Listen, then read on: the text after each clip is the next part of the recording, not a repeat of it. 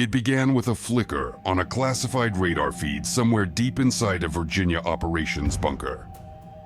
No one outside that room knew it yet, but the next 90 minutes would rewrite Persian Gulf naval doctrine. The event would be replayed in war colleges, scrubbed for data, and quietly labeled as the cleanest maritime neutralization in modern history.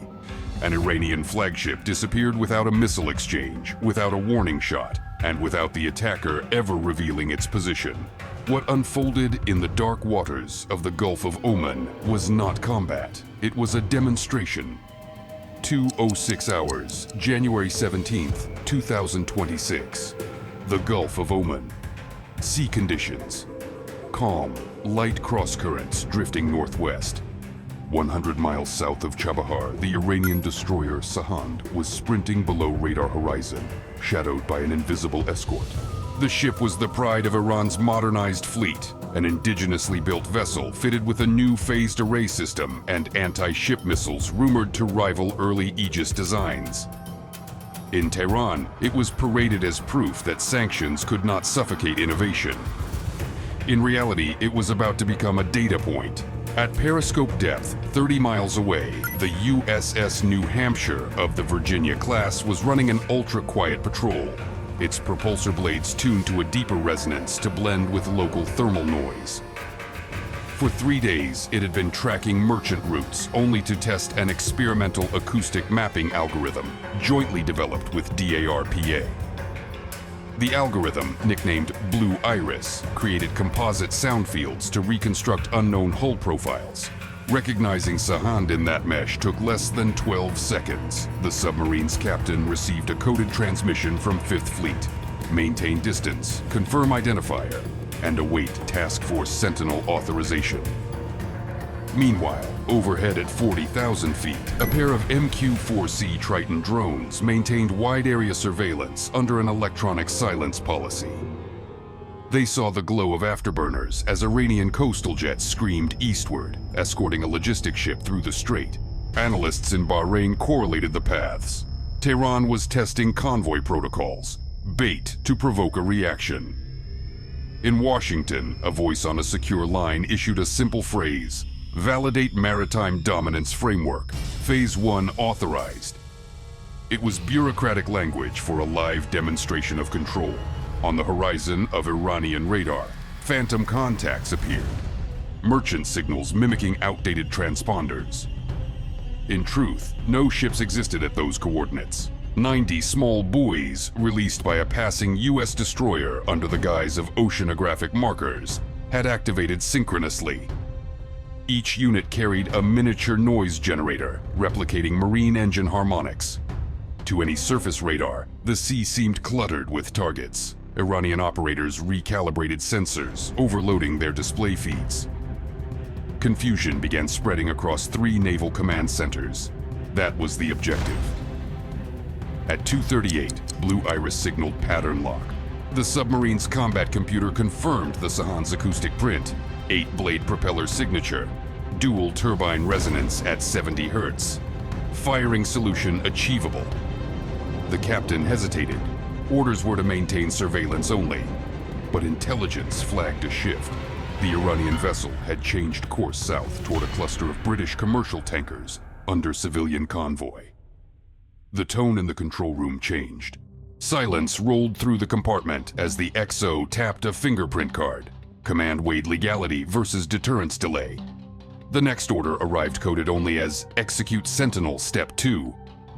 The weapon chosen was not glamorous, no hypersonic trick, no drone swarm, just 2 Mark 48 advanced capability torpedoes, programmed for non-lethal disruption.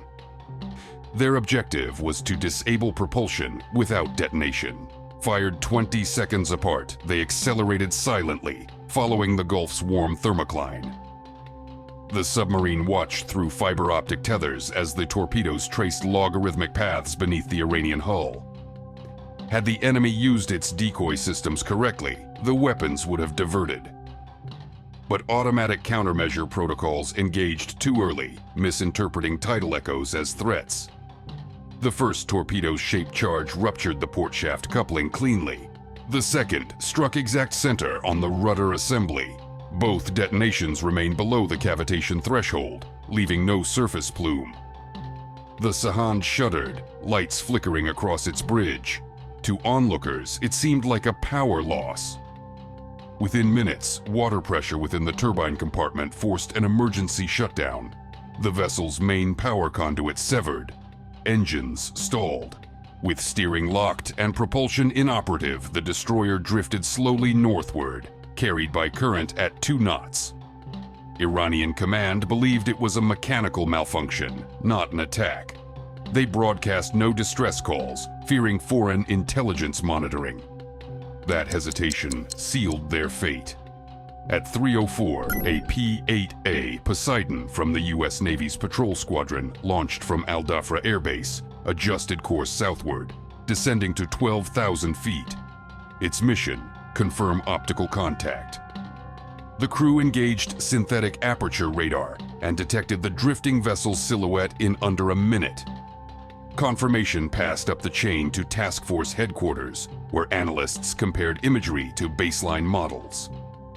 A decision point emerged: retrieval or neutralization. Policy dictated denial of recovery. The order transmitted in encrypted burst: sanitize. Sanitization was procedural terminology for making an immobilized military asset unrecoverable. It did not require direct attack. Instead, 2 unmanned underwater vehicles, previously released by the submarine for mapping duty, received new coordinates. Each less than 2 meters long, battery-powered, carrying shaped demolition heads equivalent to 20 kilograms of C4. They approached undetected, guided by passive sonar signatures from the crippled destroyer. At 3:27, within 3 meters of the hull, both munitions detonated simultaneously under the keel line. The structural integrity of the Sahand failed. Within 90 seconds, the ship began listing.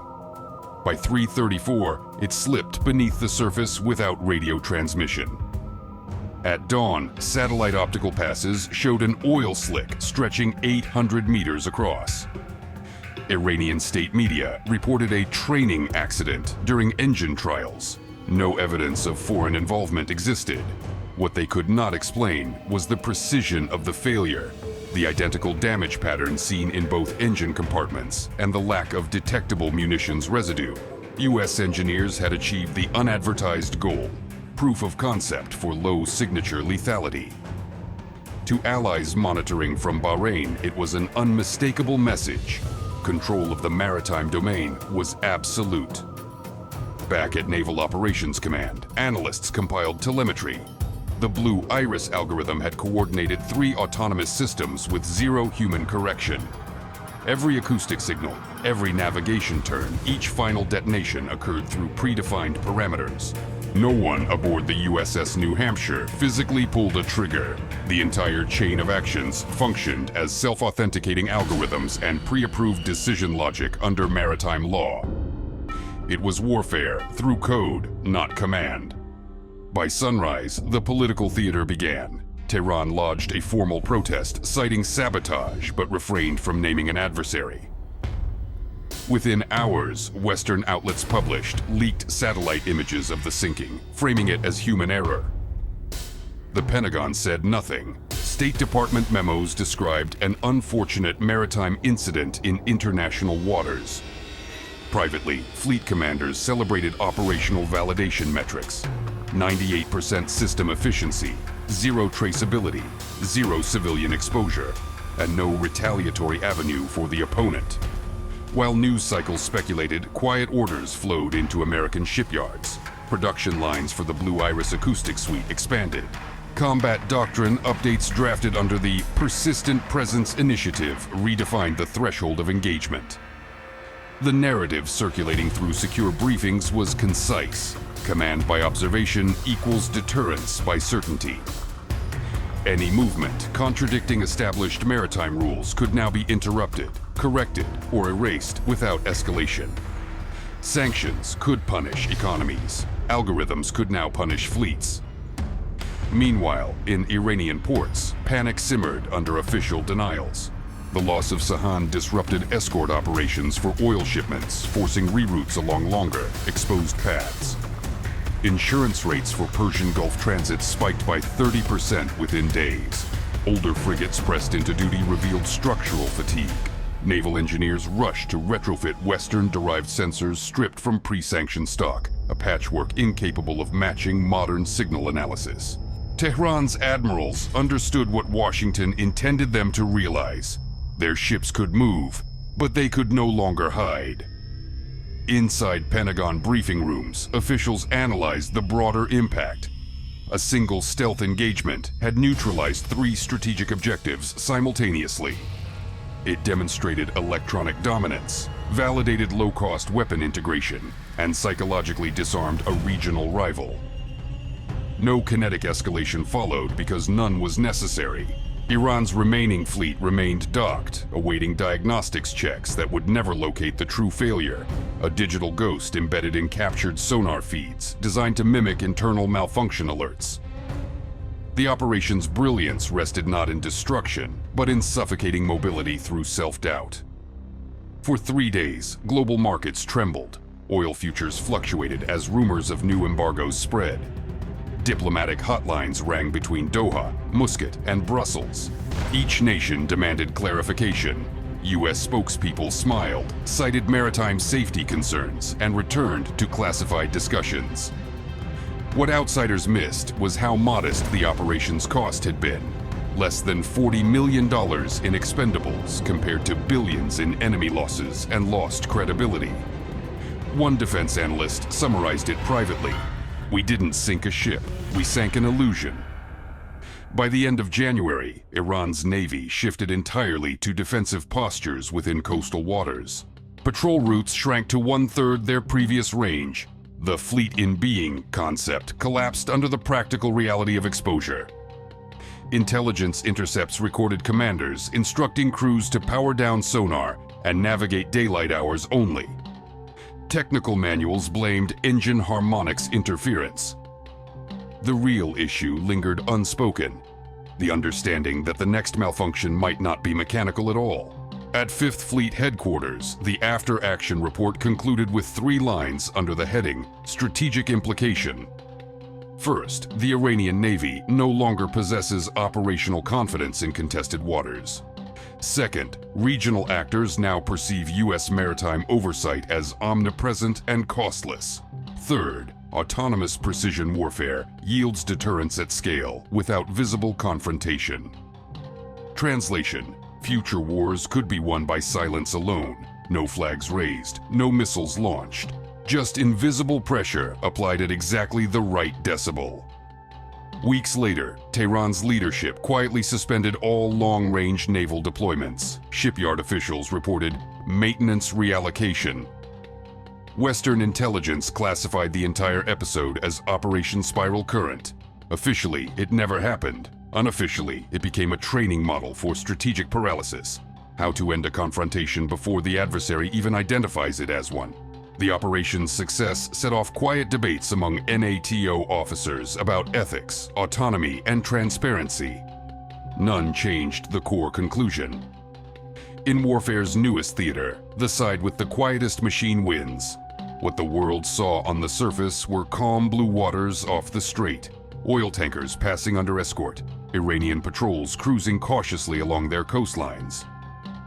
What it did not see was the invisible thread of acoustic data pulsing below. That thread carried the echo of a single, perfectly executed operation.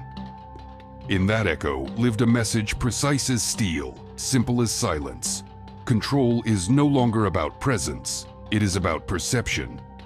And in the cold mathematics of the modern ocean, perception belongs to whoever hears first, speaks last, and leaves without a trace.